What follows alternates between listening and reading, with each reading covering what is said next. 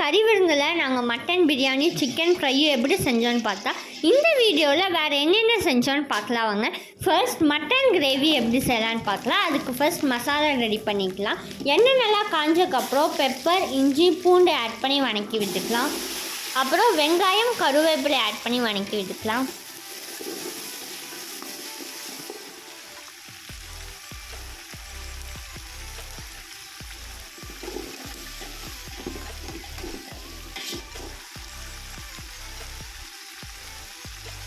வணக்கினதுக்கப்புறம் பட்டை கிராம்பு சோம்பு கசகசா ஆட் பண்ணி வணக்கி விட்டுக்கலாம்.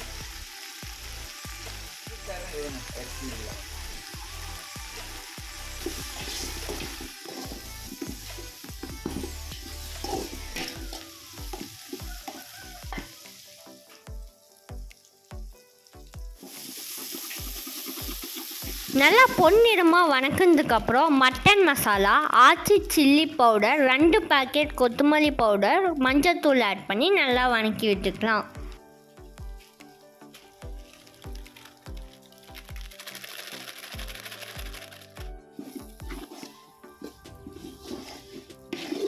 வணக்கினதுக்கப்புறம் ஆற வச்சு தண்ணி ஊற்றி அரைச்சி எடுத்துக்கலாம்.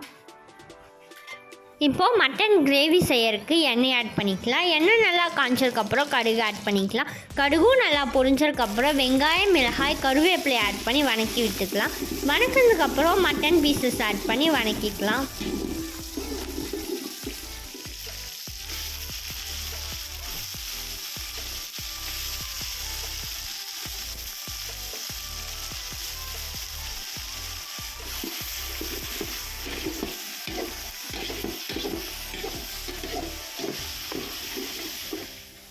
மஞ்சத்தூள் ஆட் பண்ணி மிக்ஸ் பண்ணி விட்டுக்கிறேன். சைடில் ஒரு பாத்திரத்தில் தண்ணி ஆட் பண்ணி நல்லா கொதிக்கிற வரைக்கும் கொதிக்க வச்சு எடுத்துக்கிறேன்.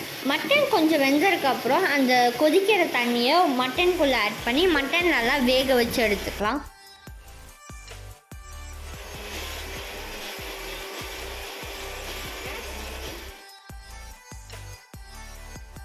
அரைச்சி வச்சுருக்கிற மசாலா கூட தேவையான அளவு தண்ணி ஆட் பண்ணி கொதிக்க வச்சு எடுத்துக்கிறேன். கொதிச்சதுக்கப்புறம் கொஞ்சமாக கொத்தமல்லி தழை தூவி இறக்கி எடுத்துக்கிறேன். மட்டன் கிரேவி ரெடி ஆயிடுச்சு.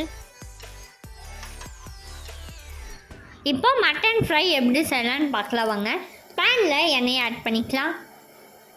எண்ணெய் நல்லா காஞ்சதுக்கப்புறம் கடுகு ஆட் பண்ணிக்கலாம். கடுகும் நல்லா பொரிஞ்சதுக்கப்புறம் வெங்காயம் மிளகாய் கருவேப்பிலை ஆட் பண்ணி வணக்கி விட்டுக்கலாம்.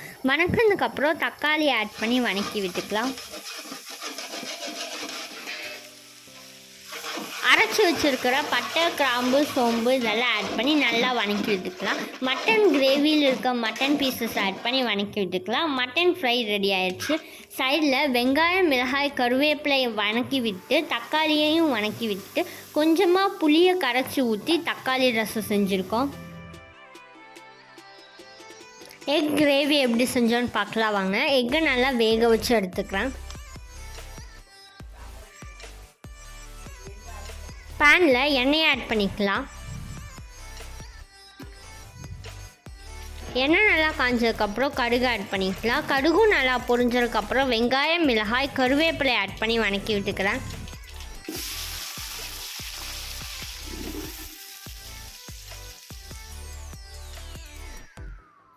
வணக்கினதுக்கப்புறம் இஞ்சி பூண்டு பேஸ்ட் அரைச்சி வச்சுருக்கிற பட்டை கிராம்பு சோம்பு 2 டீஸ்பூன் ஆட் பண்ணி நல்லா வணக்கி விட்டுக்கிறேன். பச்சை வாசனை நல்லா போனதுக்கப்புறம் சிக்கன் மசாலா ஆட் பண்ணி வணக்கி விட்டுக்கலாம்.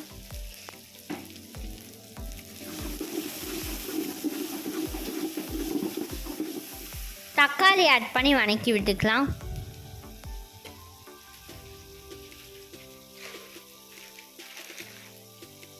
கொஞ்சமாக உப்பு ஆட் பண்ணி மிக்ஸ் பண்ணி விட்டுக்கிறேன். தக்காளியை நல்லா வணக்கினதுக்கப்புறம் மட்டன் கிரேவிலேருந்து கொஞ்சமாக கிரேவி ஆட் பண்ணி அதையும் நல்லா வணக்கி எடுத்துக்கலாம். நல்லா வணக்கினதுக்கப்புறம் எக் ஆட் பண்ணி மிக்ஸ் பண்ணி எடுத்துக்கலாம்.